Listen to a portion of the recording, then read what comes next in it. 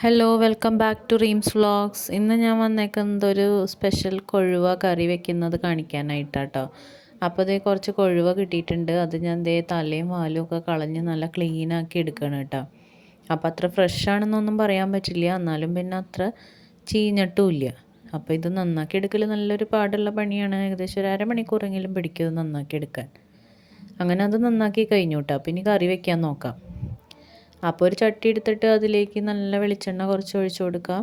ആ വെളിച്ചെണ്ണ ചൂടാകുമ്പോൾ സവാളയും ഇഞ്ചിയും പച്ചമുളകും കൂടി ഇട്ടിട്ട് നല്ലോണം വഴറ്റിയെടുക്കാം കേട്ടോ. പിന്നെ ഒരു പാൻ എടുത്തിട്ട് അതിലേക്ക് ഒരു 3/4 ടീസ്പൂൺ മഞ്ഞൾപ്പൊടി ഇട്ട് കൊടുക്കാം.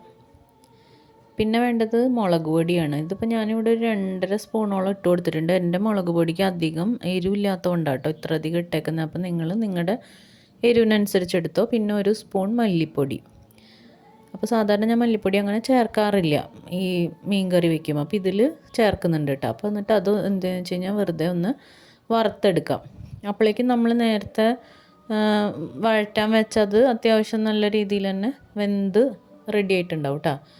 അപ്പോൾ അതിലേക്ക് പിന്നെ നമുക്ക് കുറച്ച് ഉപ്പും കൂടിയൊക്കെ ഇട്ട് കൊടുക്കണം. അത് ഞാൻ ഇതിൽ എടുത്തിട്ട് പിന്നെ വീഡിയോയിൽ കാണാനില്ല. അപ്പോൾ നിങ്ങൾ ഉപ്പ് ഇട്ട് കൊടുക്കുക കേട്ടോ.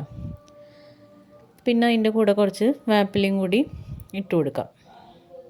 അങ്ങനെ അതൊരു നന്നായിട്ട് തന്നെ അവിടെ ഇരുന്ന് വേവട്ടെ. ഫ്രൈ ആവുമൊന്നും വേണ്ട, നന്നായിട്ട് തന്നെ വെന്ത് കിട്ടിയാൽ മതി. അത് കഴിഞ്ഞപ്പോൾ നമുക്കൊരു തക്കാളിയും കൂടി അതിലേക്ക് ഇട്ട് കൊടുക്കാം കേട്ടോ.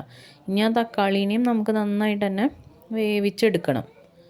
ഒരുവിധം നല്ല രീതിയിൽ ഉടയണ വരയ്ക്കും തക്കാളിയും അവിടെ വേവണം കേട്ടോ. തക്കാളി ഇടുമ്പോൾ ഒരു പ്രത്യേക ടേസ്റ്റ് ഉണ്ടാവും. കുടപ്പുളി നമ്മൾ ഇടുന്നുണ്ട്, എന്നാലും തക്കാളിക്ക് വേറൊരു ടേസ്റ്റ് ആയിരിക്കും. പിന്നെ അതിലേക്ക് നമുക്ക് നേരത്തെ വെള്ളത്തിലിട്ട് വെച്ചേക്കണം കുടപ്പുളി. അത് ഇത്തിരി പുളി കൂടുതൽ വേണം. അതായത് ഞാനൊരു 3 അത്യാവശ്യം നല്ല ഒരു വലുപ്പത്തിലുള്ള കുടപ്പുളി തന്നെ ഇട്ടുണ്ട് കേട്ടോ. ഇനി അത് നന്നായിട്ട് തിളച്ചങ്ങോട്ട് വേവട്ടെ. അതങ്ങനെ വെന്ത് വരുന്ന സമയത്ത് നമുക്ക് തേങ്ങാപ്പാൽ ഒഴിച്ച് കൊടുക്കണം. അപ്പോൾ തേങ്ങാപ്പാലിൻ്റെ കട്ടിയൊക്കെ നമ്മുടെ ഇഷ്ടത്തിന് എടുക്കാം. നല്ല തിക്കായിട്ടുള്ള ചാറ് വേണമെങ്കിൽ അങ്ങനെ, അതല്ല ലൂസാണെങ്കിൽ അങ്ങനെ കേട്ടോ. അപ്പോൾ ഞാനിവിടെ കുറച്ച് ലൂസായിട്ട് തന്നെയാണ് വയ്ക്കുന്നത്. അങ്ങനെ നമ്മൾ ആവശ്യത്തിന് തേങ്ങാപ്പാലും കൂടി ഒഴിച്ച് കൊടുത്തിട്ട് നന്നായിട്ട് തിളപ്പിച്ചെടുക്കാം. തിളപ്പിക്കൽ മാത്രമല്ല, തിളപ്പിച്ച് വറ്റിച്ചെടുക്കണം കേട്ടോ. അപ്പോഴാണ് ആ കറിക്ക് നല്ല ടേസ്റ്റ് ഉണ്ടാവുള്ളൂ. ഇപ്പോൾ ഇതിൻ്റെ കറി നല്ലോണം തിളച്ച് അത്യാവശ്യം ഇതായിട്ട് വന്നിട്ടുണ്ട്. അപ്പോൾ ഞാൻ എന്നിട്ട് പിന്നെ നന്നാക്കി വെച്ച കൊഴുവ അതിലേക്ക് ഇട്ട് കൊടുത്തു. ഇനി അതൊന്നും കൂടി നല്ലോണം തിളച്ച് കുറുകി വറ്റി വരണം. ഇനി അതൊന്ന് നല്ലോണം തിളച്ച് വരുമ്പോഴത്തേക്കിനും നമുക്ക് ചെറിയ ഉള്ളി ഈ കറിയിലേക്ക് കാച്ചിയത് ചേർക്കണം. അപ്പോൾ അതിന് വേണ്ടിയിട്ട് ഒരു 2 ചെറിയ ഉള്ളി നീളത്തിൽ അരിഞ്ഞിട്ട് കുറച്ച് വെളിച്ചെണ്ണയിൽ അങ്ങ് ഫ്രൈ ചെയ്തെടുക്കുക.